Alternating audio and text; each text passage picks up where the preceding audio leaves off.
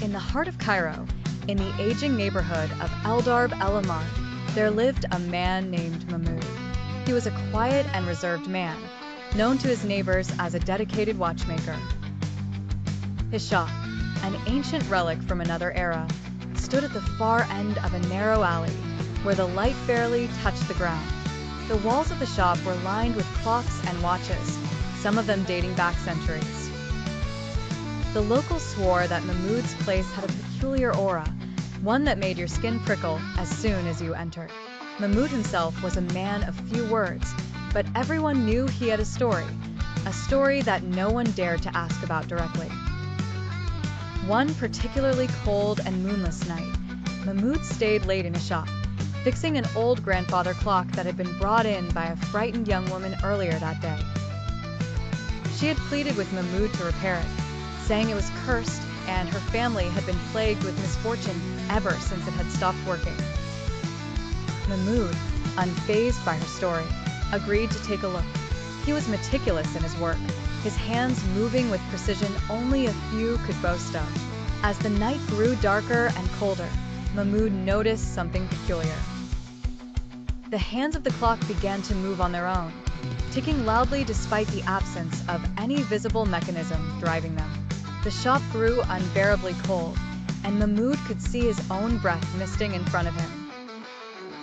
Suddenly, the clock struck midnight with an ominous chime that echoed through the empty alleyway.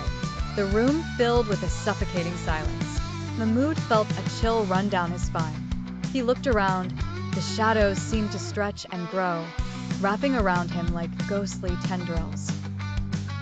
Then he saw it, a figure standing at the far end of the room, shrouded in darkness. Its eyes glowed with a sinister light, locking onto Mahmoud. The room smelled of decay and something far worse that Mahmoud couldn't place. His heart pounded in his chest as the figure slowly advanced. Mahmoud tried to move, but his limbs felt like they were made of lead.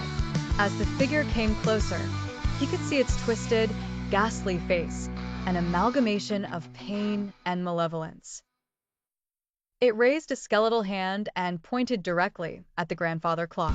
Mahmoud understood. It wanted him to destroy the clock. Summoning the last of his strength, Mahmoud lurched forward and grabbed a heavy wrench from his workbench. With all the force he could muster, he swung it at the clock. The glass shattered into 1,000 pieces as the figure let out an ear-piercing scream, engulfing the room in complete darkness. The next morning, the sun broke the darkness, casting light into the narrow alleyway. The neighbors found Mahmoud unconscious on the floor of his shop, the grandfather clock reduced to rubble. When he awoke, he simply said, "It is done," and refused to speak of the incident ever again.